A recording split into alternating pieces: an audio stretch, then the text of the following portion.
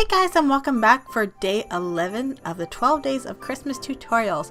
Today I'm going to show you how to make some really comfy pajama pants. These are made out of flannel fabric, and I am using a pattern for this tutorial. So I'll have links to other patterns. They're very easy to find, and if you can get to Hobby Lobby for their 99-cent pattern sale, you can pick up one there. If not, you can always just use a pair of pants to make your own template. I've done this in the past and it works just as well, but because I had the pattern on hand, I just figured I would do that. But if you're going to make it with some pants, you would fold it in half, and then you're going to pull out the crotch area, and this will give you the shape of the front panel.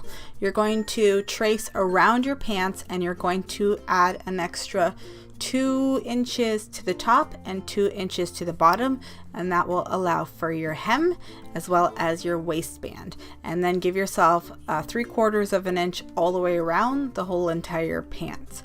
Make sure you're using something like a boot cut, so that you don't have, unless you want really skinny pants, if you have like skinny jeans or something like that, make sure you use more of a relaxed fit, especially when you're making comfy pants. So we are going to do the back panel of the pants, and this will have a more steeper crotch, so it sticks out more, just because it gives you a little bit of room in the bum. So make sure when you do cut your pieces that you know which ones are the back and which ones are the front. But of course the back has more of a steeper crotch than the front, so just keep that in mind.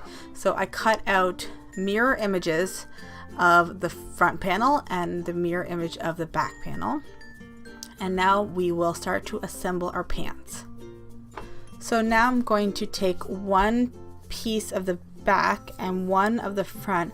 I'm going to place those together with the right sides together, and then I will line up the side seam as well as the inner leg seam. It might not necessarily look like it fits together, just because sometimes the back panel runs a little bit wider, because like I said, there's a little bit more room back there for your legs and the bum. But just make sure that you line up those edges and just bring the two edges together, and it will work out fine once you've sewn it. So I'm just going to pin that into place. I'll sew down the long side and then the inner seam, and then I'll do that for the other 2 remaining pieces. Hello, kitty.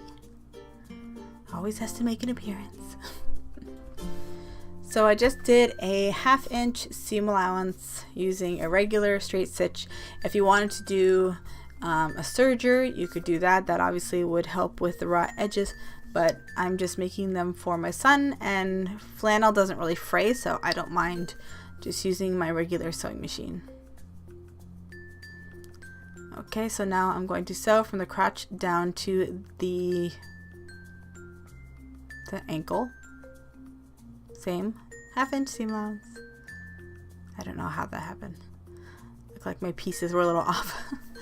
And then I'm going to flip one right sides out. So this is one of my completed pant legs. Now we're going to sew the crotch together. So I'm just going to do a little trick just to make things a little bit easier. I'm going to take the one piece, keep it inside out, and then take the one that's right sides out and then stick that inside the one that's inside out. And then that will just help make things a little bit easier, and then you can line up the crotch. You want to line up that seam as best as you can. If you don't line it up perfectly, then when you do finish it, when you go to flip it right sides out, then it will be off. So just try to do it as best as you can. And usually I need to use pins when I'm making clothes. So pin it all the way up to the waist on both sides of that center seam. So that is the seam that is going to go up the middle of your pants in the front and on the back. And then once you're done that, then you can flip your pants right side out to see how they look.